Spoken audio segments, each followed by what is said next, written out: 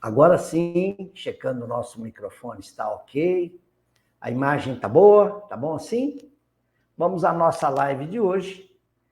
Hoje nós falamos de um tema que é uma homenagem a Allan Kardec. Hoje a gente fala da homenagem a Allan Kardec. E o nosso tema, que inclusive eu não exibi aqui, agora sim estou exibindo, né? Apareceu para vocês. Não, não é esse também. É esse aqui. Vamos lá. Reverenciando Kardec, 160 anos de O Evangelho segundo o Espiritismo. A gente costuma até dizer que essas datas de abril, né? 15 de abril, 18 de abril, 1º de abril, é uma verdadeira primavera espírita. Porque Kardec, não sei o que ele tinha com abril ou com a primavera, mas ele lançou o Livro dos Espíritos no dia 18. O Evangelho veio a lume em 15 de abril. Hoje nós completamos 160 anos dessa obra. É uma obra, como eu já disse antes, repito, difundida nos centros espíritas, mais de 1 milhão de exemplares, é das mais vendidas no Brasil. É uma obra que está em vários idiomas. Allan Kardec a escreveu em agosto de 1863, um ano difícil lá na Sociedade Espírita de Paris. Ele se retirou para escrever esse livro, ele viajou para Normandia, o norte da França, né? Ali no Canal da Mancha, na cidade de Sainte-Adresse, onde também os pintores expressionistas costumavam ir pintar seus quadros. Claude Monet retirava-se num dos chalés ali, e eu vou mostrar aqui para vocês.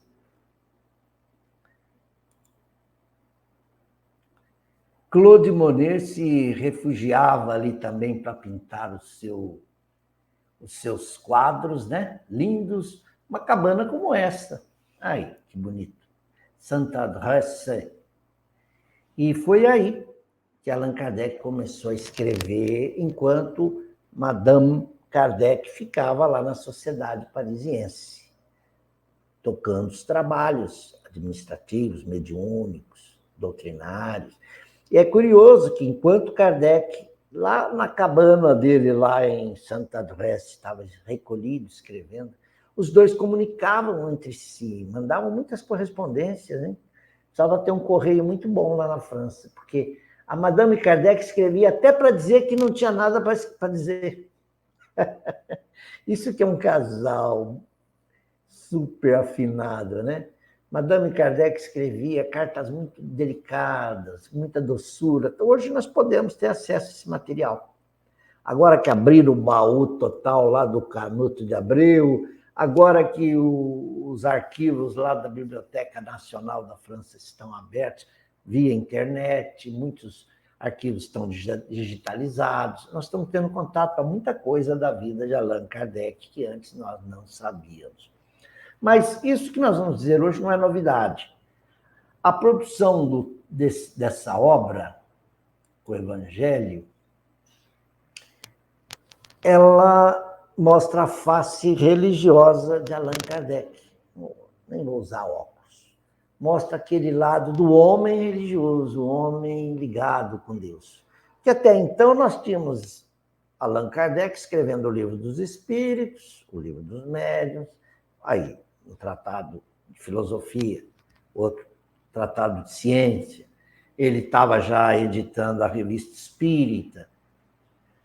Ele já tinha escrito também, lançado o que é o Espiritismo. Por enquanto, ele ainda estava na tese, no esforço de apresentar a doutrina espírita aos homens, do ponto de vista do intelecto. Mas agora ele mostra uma obra em que revela a visão religiosa do Espiritismo, que é o Espiritismo tem seu laço com o cristianismo. Podemos dizer que é o próprio cristianismo que volta, na sua pureza, na sua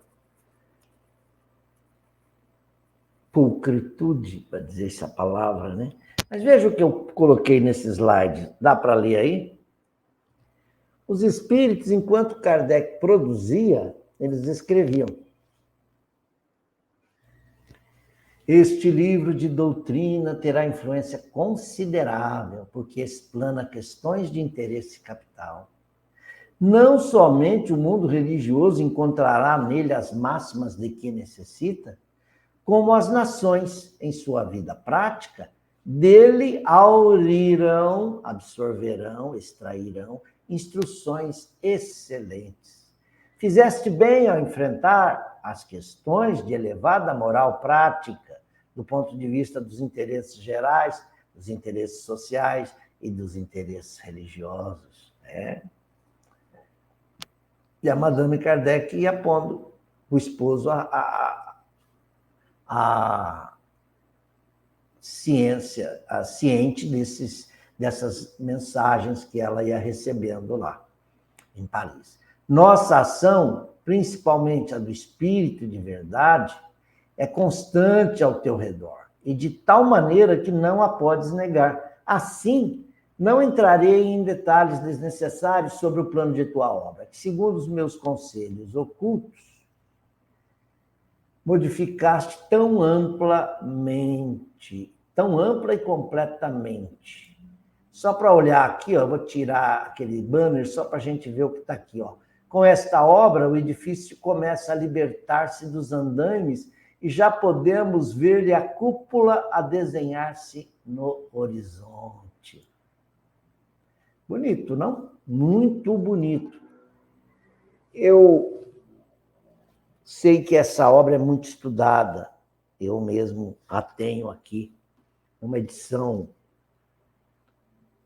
rara da Biblioteca Planeta. Olha, gente, foi a Editora 3 que publicou. Eu gosto desse livro com capa dura, com esses tipos grandes, mas nós temos aí excelentes traduções da M.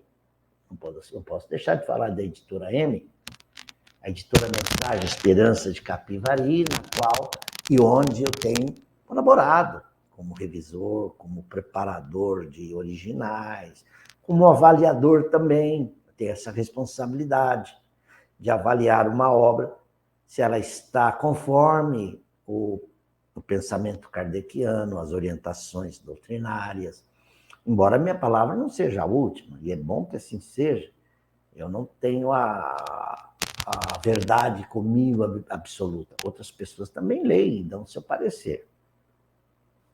Porque seria um desserviço publicar uma obra que venha falsear a doutrina espírita, fantasiá-la, enxertar ideias, misturar conceitos. Não é bom, né? Vejam, o livro está também na IDE, a editora de Araras, Difusão Espírita de Araras.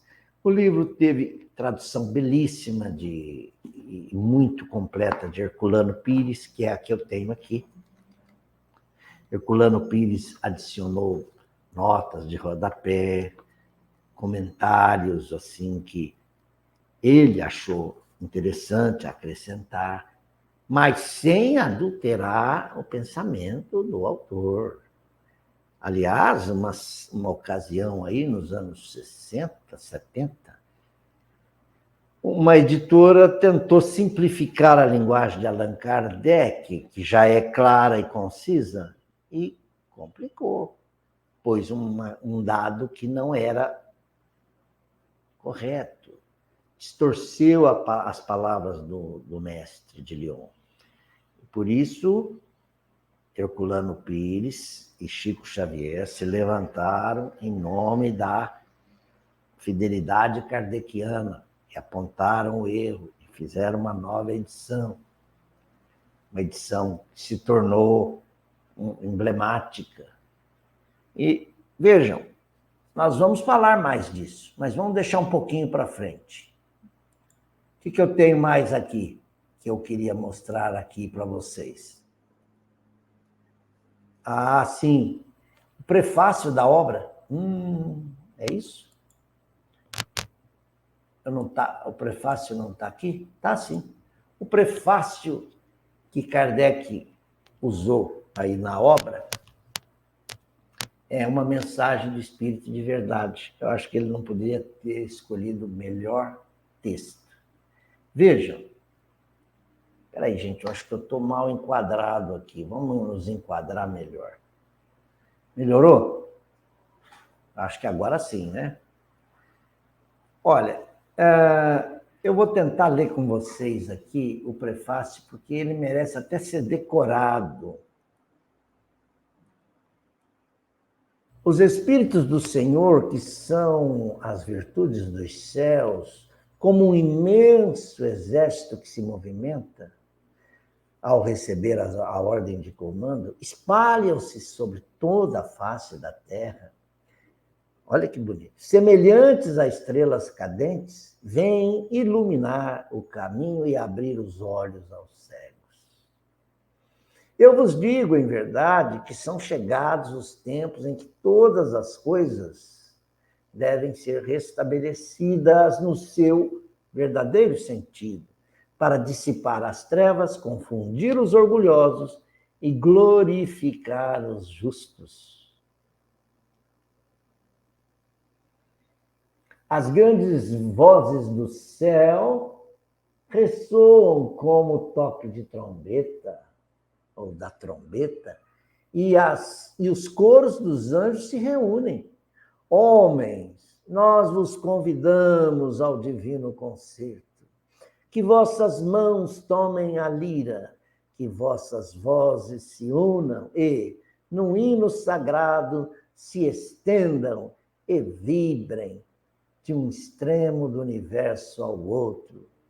Homens, irmãos amados, estamos junto de vós, amai-vos também uns aos outros, e dizei do fundo do vosso coração, fazendo a vontade do Pai que está no céu: Senhor, Senhor, e podereis entrar no reino dos céus. O Evangelho, portanto, terceira obra da codificação, revela aí a face religiosa do Espiritismo. O Espiritismo é ciência, é filosofia e é religião. É o terceiro vértice desse triângulo que Emmanuel tão bem exemplificou. Deu essa imagem do triângulo, ele foi muito correto, ele disse, olha, nós estamos assentados em dois vértices, que é a ciência e a filosofia, que convergem para Deus, e esse vértice é o da religião. Eu me lembro, e acho relevante dizer, que no Livro dos Espíritos há uma pergunta lá, que Allan Kardec faz às vozes celestiais. Ele pergunta, onde estão inscritas as leis de Deus? E os Espíritos respondem, na consciência do homem. Essa é a questão 621. 625. 4 perguntas depois ele diz, qual o espírito mais elevado, perfeito, que permitiu Deus encarnar na Terra para servir aos homens de modelo, de guia? Jesus. A resposta é curta e seca. Então, Allan Kardec já está ciente do caráter religioso da doutrina. Espiritismo sem Jesus não existe. Não. E há quem queira fazer espiritismo sem Jesus, apenas como uma doutrina científica. Inclusive, se ofendem, viram o nariz quando se fala que espiritismo é religião. E é sim.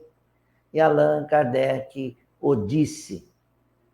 Foi num finados, 1868, olha aí, pouco antes da sua desencarnação.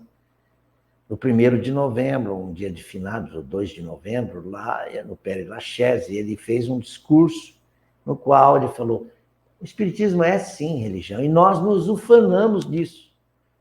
Nós nos glorificamos por isso. Não religião no sentido que os homens fizeram, cheia de dogmas, de rituais, uma hierarquia sacerdotal. Não, nesse sentido não. Mas religião no sentido de uma doutrina que eleva o homem para Deus, é o religare, do latim, né? Religião, religare, ligar a criatura ao Criador. Nisso, o Espiritismo é a religião. Não é uma, é a religião. E eu vou além. Ao publicar o livro, o Evangelho, ele começou a ser escrito em agosto de 63, em setembro, eles já estavam pensando no título, os espíritos até opinaram para dar um título, e ele começou com um título não muito bom, Imitação do Evangelho, L'imitation de l'Evangile. Não sei se eu falei certo. Mas, na edição seguinte, em 64, o livro é publicado com esse nome, né? Mas em 65, setembro, ele já tem um nome definitivo, que foi aquele que Allan Kardec decidiu colocar. Ele descartou lá as opiniões de um, de outro, dos espíritos, e ficou com o nome que eu acho que ele acertou, o Evangelho segundo o Espiritismo. Ou seja, o Evangelho agora não é segundo Tomé, nem segundo Madalena, nem segundo Mateus, nem segundo João, é segundo o Espiritismo. Estendido, desdobrado. Ele tem em cada capítulo, são 27 capítulos, né? Mais a coletânea de prece no final. Ele tem a abertura de cada capítulo, os excertos dos verbetes evangélicos.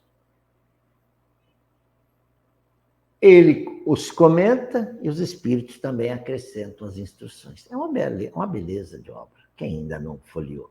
Sem considerar que a introdução dele também é muito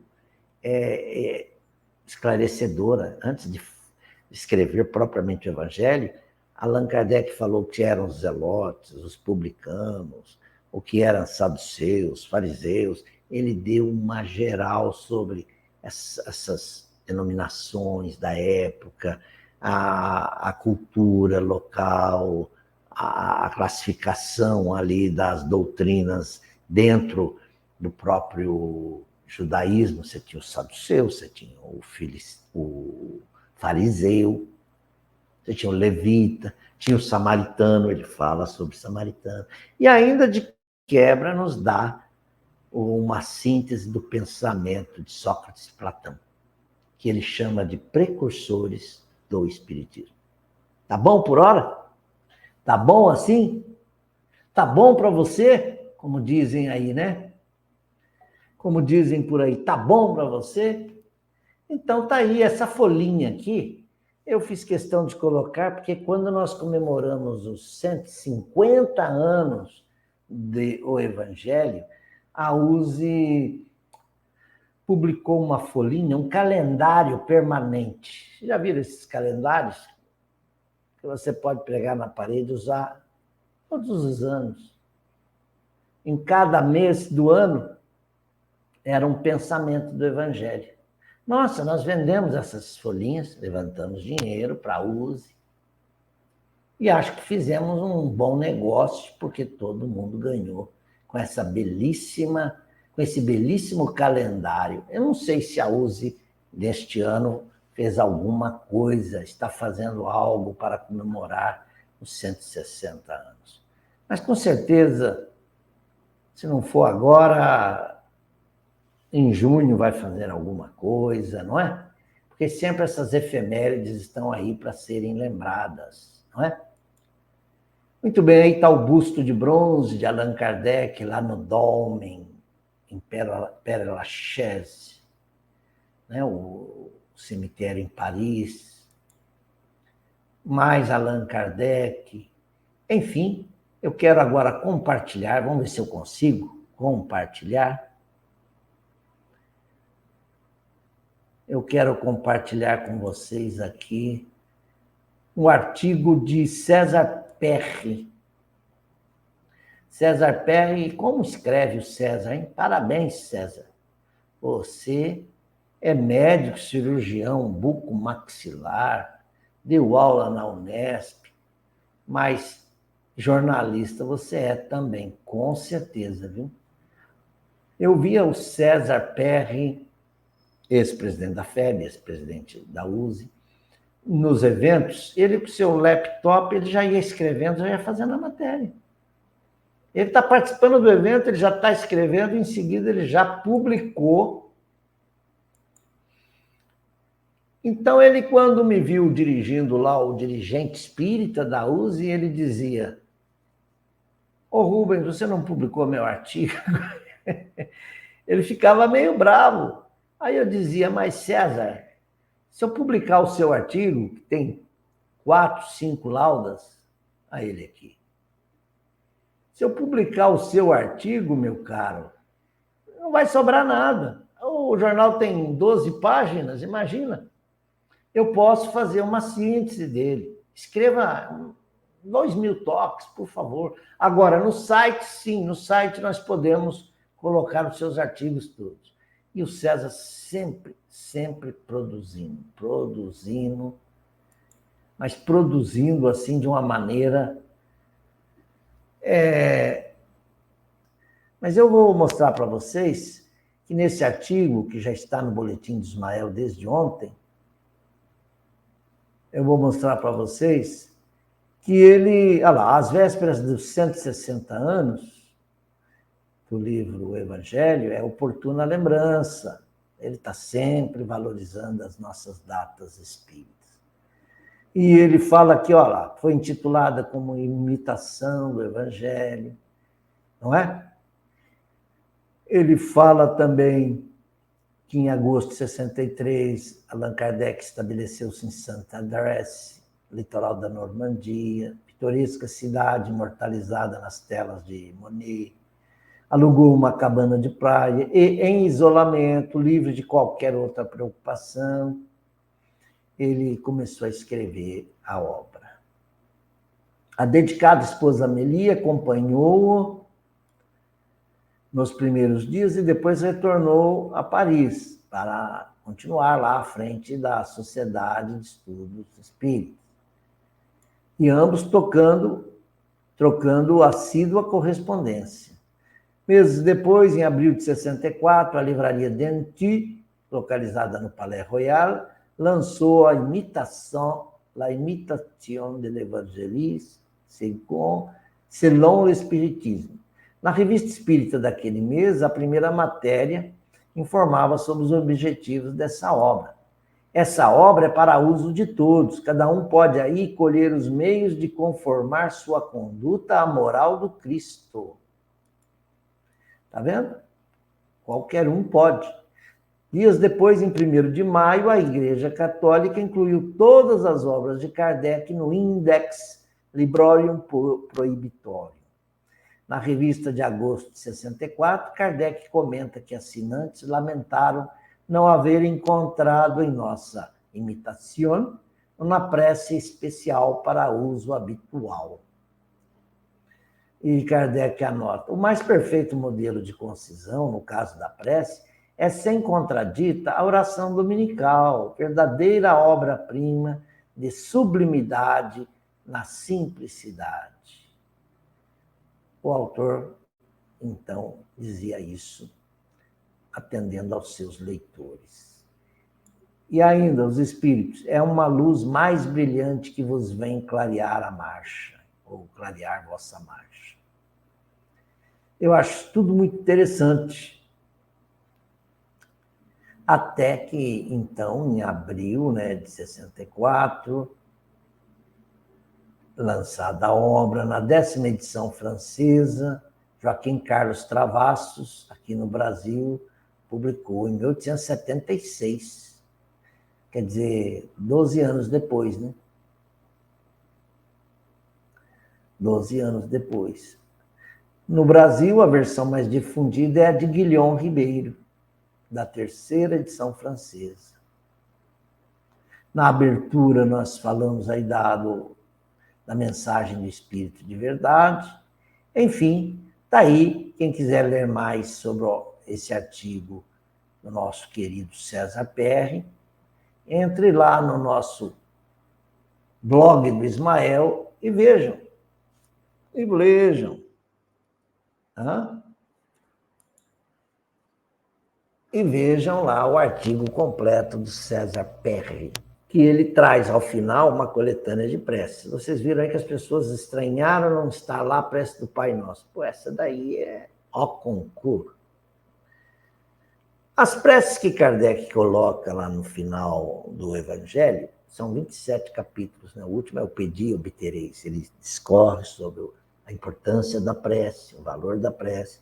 E depois, eu questionava muito isso. A prece ela deve ser espontânea, a partir do coração, com as nossas palavras. Prece decorada. Ali não são preces decoradas. Não é salve rainha, não é nada disso. Ali são assim, para um parente que desencarnou, acaba de morrer. Se você não sabe o que dizer, que as pessoas não sabem, pelo menos diga, Senhor, que vossa misericórdia recaia sobre esse irmão, que houverdes por bem chamá-lo, né? Claro que você pode tirar esses verbos aí e essas pessoas aí na segunda do plural e colocar numa forma mais coloquial, uma linguagem atual. Mas o que ele diz é isso, que a vossa misericórdia seja propícia em favor desse irmão. Porque você nem sabe se o sujeito tem virtudes, como é que você vai falar bem do morto? Mas você pode falar, mas leve em conta o bem que ele já fez. A família que ele criou. Você dá uma olhada, ele tem pai, tem mãe, ele tem filhos, ele tem netos. Ele fez uma família, isso já é para levar em conta. Alguma coisa de virtude nele você exalta. Mas fala, mas que a tua misericórdia caia sobre ele. Reconsidere os erros, como alma imperfeita, mas o receba. Então, como lá também tem prece por um criminoso. Ninguém lembra de orar por um criminoso. Ora pela vítima, mas e o criminoso? Lembram daquelas duas mães? Um filho de uma matou o filho da outra. As duas choravam, mas a mãe que perdeu o filho dizia, sei que eu sofro, mas você sofre mais ainda, né? Que é a mãe do assassino. Por uma criança que acaba de nascer, tem prece. Por alguém que se encontra enfermo. Por alguém que está sofrendo uma obsessão. É um tema que nós ainda vamos falar aqui na live. Com muito cuidado, é muito importante. Enfim, tem uma coletânea de preces. Tá? Mas o pão nosso que ensinou foi Jesus. Que é uma composição da nossa amiga Terezinha Oliveira. Pai nosso, que estás no céu, santificado seja o vosso nome. Venha a nós o vosso reino. Seja feita a vossa vontade, assim na terra como no céu. Assim na terra como no céu. O pão nosso de cada dia dai-nos hoje. Perdoa, Pai, as nossas dívidas, como perdoamos aos nossos devedores. Não nos deixeis cair em tentação, mas livra-nos do mal. Mas livrai-nos do mal. Assim seja.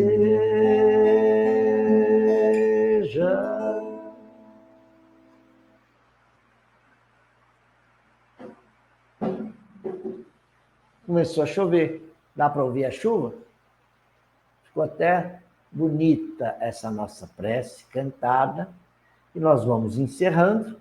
E eu vou tentar aqui, eu não consegui no início, colocar aqui um pedacinho da Paula Zampi cantando. E com isso nós homenageamos essa querida amiga que já habita o mundo dos espíritos, a vida imortal.